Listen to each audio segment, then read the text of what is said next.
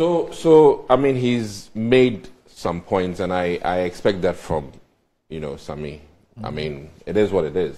What he's telling me today, unfortunately, is the fact that regardless of where we find ourselves in this country, getting debt relief is not good. And that is shocking for me, because I believe that... No, it says don't get into debt distress in the first place. Yes, I agree, but we are there. So my key thing is that, shall we remedy the situation, or are we saying that we should just have our arms up in the air? And I believe that what is in the interest of Ghana, whether, and hear me out carefully, whoever wins the next election, what we do today matters for that person, be it MPP, be it NEC.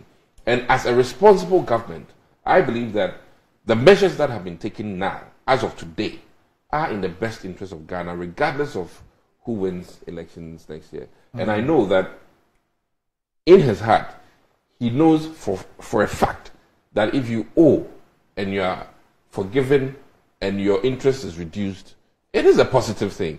I find it very unfortunate that Sammy Gyamfi will sit here and say on national TV that the government receiving debt forgiveness, which lessens the burdens of the average Ghanaian, is not good. I find it very preposterous. Now, the other thing is that he can never say anywhere that your indebtedness with the interest rate reduction is bad and that there's nothing in the budget. That is so untrue. If you are spilling truth, then admit where things are good. And for me, based on bankruptcy proceedings that I know in everywhere in the world, these are the key things that any academic, any person with enough depth and breadth in bankruptcy proceedings will say that, hey, all the things you're doing. And let me say that the metrics that the IMF has given us, by which they have given us a third tranche, is based on the fact that we are on course, not derailed. And if you cannot, quote unquote, even if we were off and now we are on track with getting our house in order, you cannot discount that. So Doc, we shouldn't. Doc, from what you have read and your experiences, will any organization retain the managers who led the organization into bankruptcy? Well, let me say that as we sit here today, and that's why I started off with Karaga, and I said that our exchequer has been changed. And that for me is monumental. And it is reflecting in the budget. How? Oh, the exchequer before Adam was Kenuforiata. Yes. And he's been changed. And as part of bankruptcy proceedings, those are the first things. The things that you refer to as harvests from the negotiations. Yes. They are the work of the person that you said has been changed. Not necessarily so. How? Because the debt forgiveness came just recent, after he had left.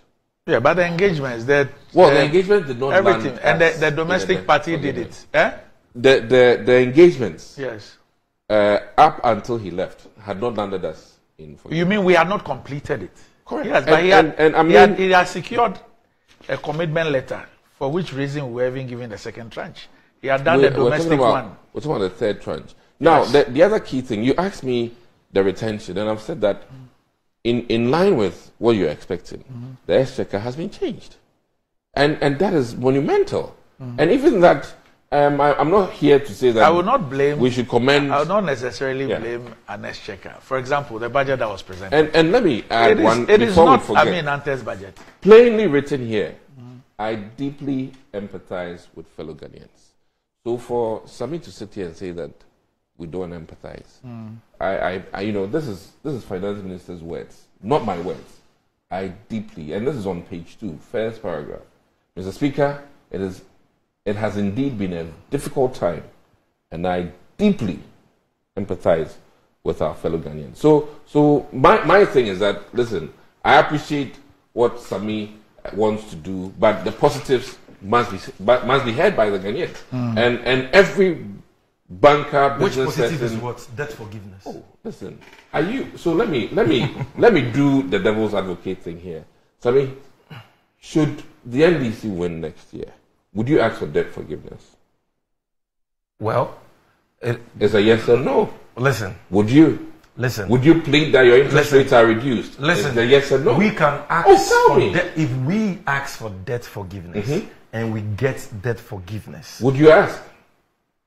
it is not out. It's not out of the options. It's possible that we will ask for it. You have to. And if no, listen. And if we get that debt forgiveness, it is not the same as you, the one who caused the mess. No, but you are admitting that Getting debt forgiveness and celebrating it as an achievement. Because, Doc, I'm saying that there is going to be a cost. No, I asked you. Do you agree that there's going to be a cost? I You see, this asked is not like HEPIC relief. No, I asked you two key If questions. you go on the Would capital you market plead and you for borrow interest money rate and reduction? you don't pay, Would whether you the plead money for is given interest to you rate for free reduction? or deferred, Answer. you are going to pay premiums. So- that is so- special so- interest rate you pay. So admittedly, it is going to you'd ask destroy for your those credit two things. worthiness. No, are you going to ask for those two It things? is possible that we will ask for it. No, let's be clear here. Will the NDC, should they win, ask for I'm not going to be the interest rates? finance minister. I'm saying it's possible that we are going to ask for it. Why will there be the need for the next government to ask for debt forgiveness? Why would there be No, the listen, answer? we have an economic situation post-COVID that admittedly is not in the best of shape. And as part of climbing out of our current bundles or chains, it is in the interest of any government or any finance person to, at most, plead for interest rate reduction. And then No, why I ask the question is What that situation do we have? we have And how did that we come have about? concluded, according to finance minister, we've concluded the deal with the creditor committee, with the Eurobond holders, with it. So we are done with it. But There- you're there suggesting that there is the need For There us will- to go for more debt. let me Why? say this categorically that in negotiation for financing, as you come out of the woods, for instance, from they pegged us to have a growth of 1.5. Now we're at 2.9. If by year end you're a banker and Ghana's growth rate hits above 5, you will want to come back to the table and say that, listen, even the amount that the principal that we tell you to pay on, we're going to increase it and then reduce your interest. That is a part of the negotiation. It can happen. And come mid-April next year, any serious-minded You government... are not answering the question. No, Dr. I Dixon. have answered. He says, why is there a need for the next NDC government to go for debt forgiveness?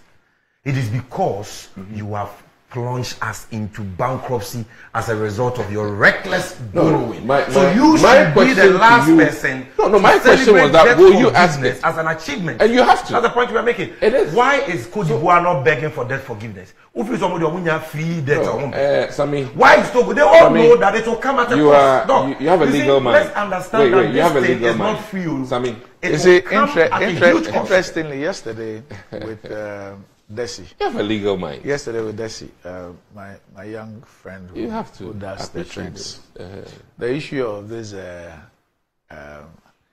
credit score and all those Yes, things yes. came up. Which And is, American. I used Ghana's situation to describe it to him. Yeah. You know, that I do not have any problem with a credit score, which creates a credit system in this country. However, I don't like it when people create the impression that it is a solution or the panacea to a problem.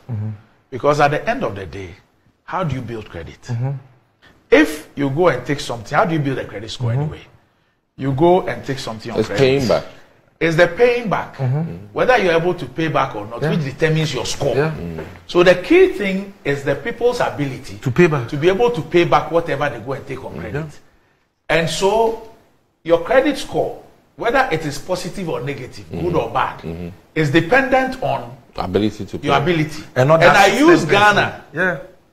I use Ghana's situation to explain it. That if you want to look at the credit score, then look at Ghana. Yeah. So Ghana's credit score, Junk. that when they close the capital market from to us.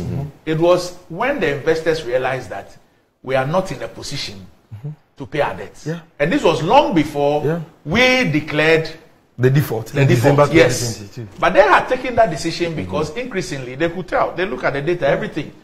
And that is how come they started downgrading us. Yes. So that's the credit score. Yes. I agree. So you are upgraded, you are the rating. maintained, or you are So the issue is downgraded. that what is then going to be the impact So of now, this no, so default and now, debt so now the forgiveness on point is credit that score? the point is that Positive. that is how come you see No, if that is how no, no, come it is. a country like Japan would have a debt to GDP of over 200%. Yet it is still able to take loans for under 1%. Yes.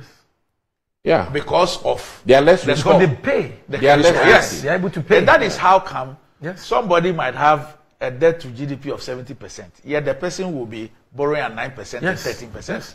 So you see, Doc, now we've been locked out. We can't even go to the capital market. But But to go there, if the you next have NDC to. government even manages to take us back, then President Mahama has said that we won't be in a hurry to go there. Why? Because we know that we are going to face huge premiums, huge interest. Yeah, you are at risk. The risk is You are so at risk. high. Yeah, but- what you have but- done. but- So that is the You way. are Let at me risk. break it down for you to understand. Because of what No. you have done Yes. in failing to Who pay says the he doesn't debts. understand? He understands. Because it No, is but- self-inflicted confusion. But are you admitting? by that refusing to pay to dig those out of monies this, you and still have to celebrating debt forgiveness and all that, you have increased the credit You know risk the of this problem. country. You see, Doc, the problem That I nobody have. will believe us Doc, again. the problem I have in borrow all money, of we'll this pay. is Yeah. that the problem I have in all of this is that okay, well, government is telling a story the way it wants to tell it. No problem. Okay, but as a country, we need to begin, or to also seriously not begin, because I've heard that discussed even on this program, it's come up a few times. But we need to seriously interrogate the implications or repercussions of what has happened.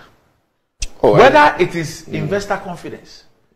Because you see, how many Ghanaians yeah.